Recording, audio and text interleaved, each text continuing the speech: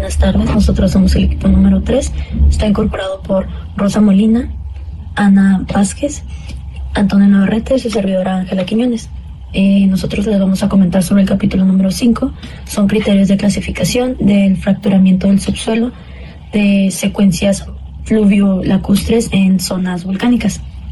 Comenzaré por la introducción, donde la interpretación de las condiciones geológicas y su integración en el diseño y construcción de una obra es mediante soluciones acordes a la naturaleza del terreno y del medio ambiente. Es uno de los principales objetivos de la ingeniería geológica. Asimismo, la demanda de soluciones concretas a problemas ambientales solicita estudios de acondicionamiento y mejoramiento del terreno. ¿Para qué? Para optimizar la utilización del suelo y de otros servicios o recursos. Muy bien, una vez dando una introducción respecto a esta problemática o este tipo de clasificación o criterios sobre el fracturamiento, hablaremos un poco sobre los antecedentes. Los antecedentes de hundimiento y de fracturación, donde las evidencias de hundimiento en la Ciudad de México fueron reportadas por primera vez en 1925 por el ingeniero Roberto Gayol. Se planteó que el origen de las fracturas en Naucalpan se relacionaba con fallas por esfuerzo cortante asociadas a la consolidación diferencial del subsuelo, y se reportaron por primera vez estas fracturas en las inmediaciones del Cerro Tzico en Chalco. Y pues por último, por mencionar, para mitigar este problema de inundaciones que ocurren en zonas de la delegación, se ha construido numerosos pozos de absorción de profundidades variables en esta zona de la delegación de Iztapalapa.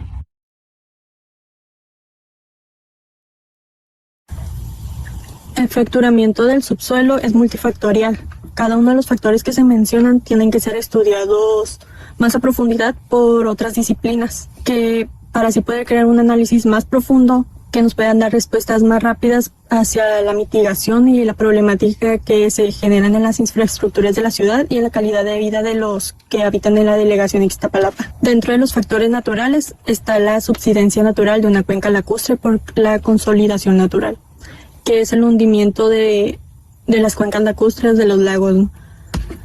La otra es la desecación del suelo por las variaciones climáticas, que son las grietas que se forman.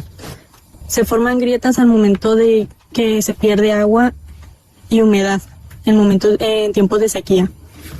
Otra es la asociación con el fallamiento regional del basamento rocoso, que es el movimiento de fallas que se generan en la región. Y la heterogeneidad mecánica de la secuencia geológica y las actividades sísmicas que hay en la delegación Iztapalapa. Otros factores generadores de fracturamiento son las actividades del hombre, como lo es la extracción constante del agua subterránea de la región, la excesiva carga de las infraestructuras urbanas, las cargas dinámicas por el tráfico excesivo y la extracción de materiales pétreos, como lo es el gas o el petróleo, que los extraen del subsuelo. Otros factores que pueden provocar una ruptura súbita en los materiales del subsuelo también pueden ser naturales o provocados por el hombre. Entre ellos están los cambios bruscos en el régimen hídrico del subsuelo, asociados con las lluvias torrenciales o infiltración de otras fuentes de agua superficial. Las actividades sísmicas naturales o inducidas, la extracción excesiva del agua subterránea, la sobrecarga dinámica, como los vehículos, o la estática, como las estructuras urbanas, el fracturamiento hidráulico, que son las inyecciones de agua hacia el subsuelo, y la concentración de la deformación por hundimiento diferencial.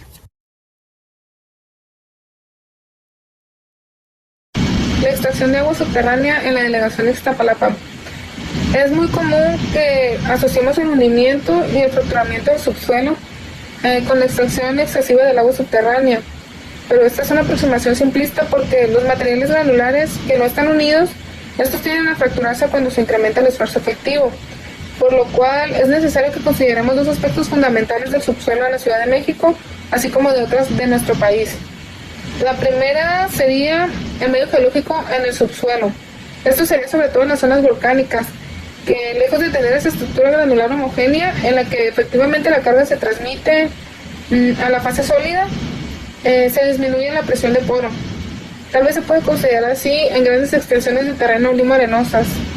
El segundo aspecto serían los regímenes de extracción de agua subterránea, que se manejan en México desde hace varias décadas en la mayor parte de las ciudades, donde se afectan profundidades mayores a los 100 metros, lo que incrementa en gran medida la dificultad para identificar los sistemas de flujo que se están afectando, así como el cuantificar la relación existente entre la disminución de presión de poro.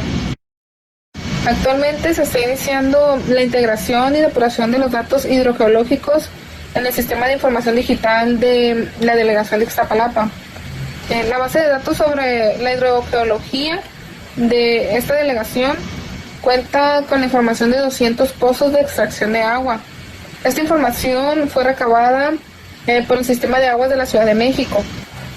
Además de esto, hasta el 2008, la delegación de Iztapalapa contaba ya con 128 pozos de absorción profundos para la captación de agua pluvial. Esto con el objetivo de prevenir inundaciones en las zonas más bajas. En el mapa podemos observar la localización de los 128 pozos de absorción y de los 150 pozos de extracción de agua, así como la base de datos del corte litológico de uno de los pozos del Peñón de Marqués. También podemos observar los abatimientos para el año 2003, marcados por las direcciones de flujo en el flanco suroeste del Peñón del Marqués, hacia el noroeste del flanco norte de la Sierra de Santa Catarina. La delegación de Iztapalapa cuenta con varios sensores de medición automatizada, pero solo se han colocado 3 porque es muy difícil ubicar un pozo de extracción fuera de uso y que tenga un nivel realmente, se podría decir que adecuado de agua para que el sensor lo pueda medir. Y cabe remarcar que estos datos son preliminares porque no se cuenta con información suficiente sobre la evolución de los niveles de agua ni de la variación de los niveles con el tiempo. Comencemos con una explicación breve de algunos términos para entender mejor el capítulo 5.3. El fracturamiento es la separación bajo presión en 2 o más piezas de un cuerpo sólido. La palabra se suele aplicar tanto a los cristales o materiales cristalinos como las gemas y el metal, tanto como a las rocas de la litosfera. La deformación es el cambio de forma y o volumen que pueden experimentar las rocas.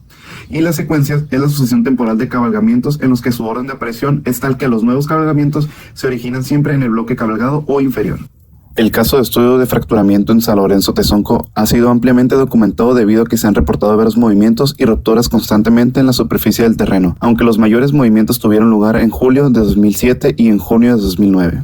Aquí tenemos una imagen de la zona afectada, en la cual podemos ver que existe una variación estratigráfica importante, tanto en profundidades como en espesores de unidades geológicas con propiedades físicas con un alto contraste. Los fracturamientos y colapsos súbitos y las dimensiones de las fracturas reportadas, profundidad, apertura y extensión en superficie, indican que el desequilibrio mecánico que les dio origen no es un proceso puramente geotécnico.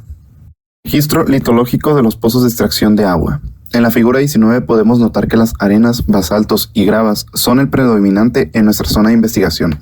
Los registros litológicos muestran alternancias importantes de una secuencia de materiales volcánicos, principalmente basálticos, con material piroclástico que presenta diferentes resistencias mecánicas. De acuerdo a la interpretación de los registros litológicos del pozo Santa Catarina 12 nuevo, los bloques de roca y piroclastos sobreyacen una secuencia de material granular suelto de tamaño de arena y grava, lo que incrementaría la inestabilidad de la secuencia. Análisis de detalle del subsuelo. Para el análisis de detalle del subsuelo de la zona se contó con el estudio geotécnico que llevó a cabo la empresa Tequio en 2008 para evaluar las condiciones de la escuela José Romero y Fuentes, que se localiza a unos cuantos metros de la zona de colapso sobre la misma calle de Vistahermosa. En la figura 21 podemos observar los resultados obtenidos de los 3 sondeos geotécnicos en los cuales podemos observar la variación en contenidos de agua de los materiales. Prospección geofísica para la caracterización de la estructura del subsuelo. Los 2 perfiles de sísmica de ondas superficiales que presentan la figura 22 se muestran como 2 líneas verdes que se intersectan sobre la escuela José Romero y Fuentes en el mapa de la figura 20. El perfil de la figura 22A fue realizado en dirección sur-norte y el de la 22B es perpendicular al anterior. Se presenta con dirección oeste-este. Como se puede observar, se registra un cambio muy importante en los materiales del subsuelo de la escuela. De manera complementaria, con el fin de caracterizar la deformación y el fracturamiento de las secuencias someras sobre la zona de colapso, se llevó a cabo un levantamiento con radar de penetración terrestre sobre la calle de Vistahermosa y zonas aledañas, estas representadas con una línea de color naranja en el mapa de la figura 20 de dirección oeste-este. En la figura 23 se presenta un perfil RPT de 120 metros de longitud que se levantó del oeste hacia el este sobre la calle de Vistahermosa con una antena de 100 MHz. Con esta antena se alcanzó una profundidad de investigación aproximada de 15 metros para estos materiales. En la figura 23B, en los primeros 80 metros de distancia horizontal, se puede observar el registro que corresponde al relleno efectuado a la cavidad de colapso de julio de 2007 en color rojo. El relleno tiene una profundidad variable de casi 10 metros. En la misma figura se marcan con líneas negras punteadas las fracturas inferidas a partir del análisis del perfil. Aproximadamente a 3 metros de profundidad y a una distancia de 80 metros del inicio, se registró una pequeña cavidad entre la zona de relleno y el material natural. Entre los 80 y 100 metros de distancia se registraron dos zonas de fracturamiento que coinciden con la zona que colapsó 2 meses después, en agosto de 2009. El perfil se levantó el 21 de junio de 2009.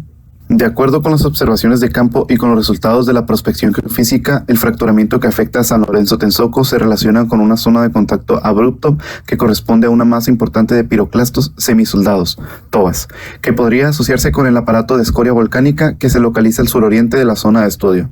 Cabral Cano y colaboradores reportaron en 2008 altos gradientes espaciales de subsidencia observados en un corredor que coincide con la zona de fractura de San Lorenzo Tensoco, en un estudio a la escala de la Cuenca de México que relaciona los resultados INSAR, esto de las siglas interferometría a partir de las imágenes de satélite, con las unidades estratigráficas cartografiadas mediante estudios sísmicos, lo que indica que esta zona es una zona mecánicamente activa. Los resultados obtenidos en San Lorenzo Tensoco demuestran que la adecuada utilización de la información geológica permite una mejor comprensión del fracturamiento de orden mayor a la escala geotécnica. Frecuentemente este fenómeno es estudiado en una sola escala y al intentar simplificar el fenómeno no es posible identificar los mecanismos que lo determinan ni sus condiciones de propagación. En consecuencia, no se puede hacer una evaluación precisa de peligro que implica la estructura urbana y seguridad de los habitantes de la zona.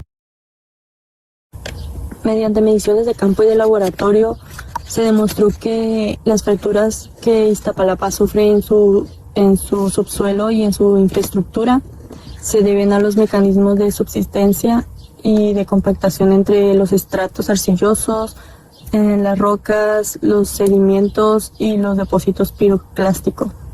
Dentro de las fracturas se encuentran las fracturas por deformación diferencial de extensión variable en superficie.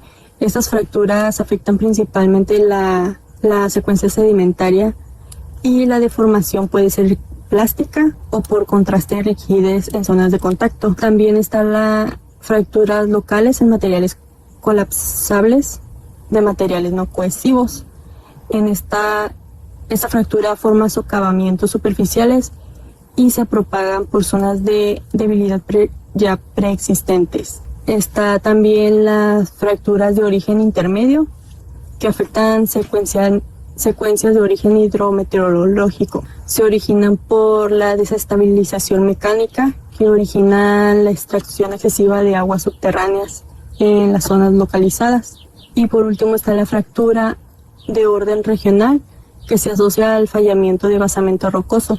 Se propagan en profundidades mayores a los 500 metros hacia la superficie buscando zonas de debilidad como contacto litológico o fracturas ya preexistentes.